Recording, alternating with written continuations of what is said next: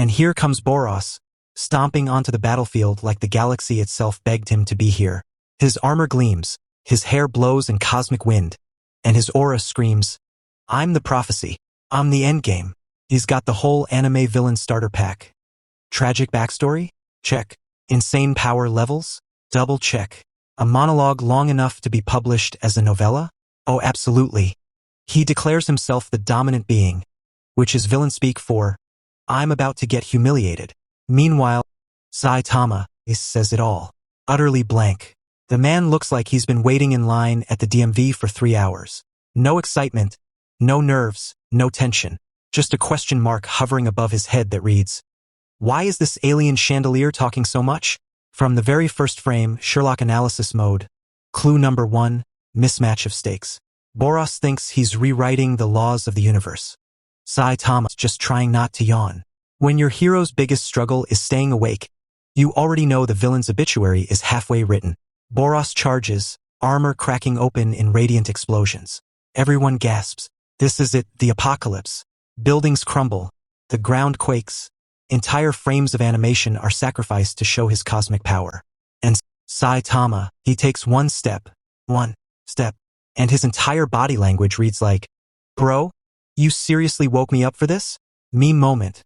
That dog sipping coffee in the burning house, except the house is the galaxy, and Saitama is the dog, calmly sipping his tea. The storm rages, and he doesn't even blink. Sherlock Holmes would have closed the case right here. Exhibit A, unbothered bald man. Exhibit B, overdramatic alien overlord. Conclusion, outcome inevitable. Now let's catalog Boros's critical mistakes. Mistake 1. Assuming overwhelming power equals victory. Note the evidence. Exhibit A, every opponent before Saitama. Exhibit B, there remains. Conclusion, overwhelming power is meaningless against overwhelming apathy. Planetary destruction is not equal to victory, because if your opponent treats planets like frisbees, your cosmic beam is nothing but a flashlight. Mistake number 2. Assuming theatrics intimidate. Boros blows up walls, shatters the ground, fills the screen with shockwaves. To anyone else, terrifying. To Saitama, it's just Tuesday dusting. That blank stare is the evidence. Exhibit A, no reaction. Exhibit B, no tension. Exhibit C, no chance of survival for Boros.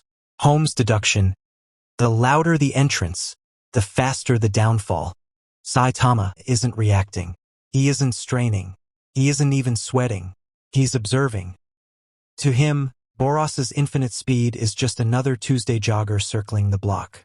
Saitama lets him land hits, and the only thing those punches bruise is Boros's ego. Meme check. Insert that classic expectation versus reality template. Expectation. Galaxy-shattering duel of fates. Reality. One bald man filing a complaint about time wasted. And yet, Boros keeps going, convinced this is the clash that legends are written about. Here's the detective note. Every attack, every charge, every scream of rage, nothing more than evidence. Evidence that Boros is blind to the truth sitting in front of him. He's not facing an equal. He's not facing a rival. He's facing inevitability with a cape. And that leads us to his greatest mistake. It wasn't meteor burst, it wasn't arrogance, it wasn't regeneration. No, Boros's greatest mistake was walking into this fight at all, standing across from Saitama, and believing, truly believing, he had a chance. And now the final act, Boros's desperate swan song. The collapsing star-roaring cannon. A blast designed to erase worlds, to cleanse existence, to finally prove the prophecy true. The beam lights up the battlefield, the camera shakes, the music crescendos. It's the kind of attack that would headline any other anime finale. But let's apply directive deduction 3. Weapon scale versus target relevance. Boros launches a cannon to obliterate stars, but his target is Saitama, a man whose greatest struggle this week was a sale being out of discounted groceries. Wrong weapon, wrong fight, wrong opponent. Saitama shis a fist. No hype, no speech, no flashy animation. Just 2 words, serious punch. And here's the true forensic breakdown.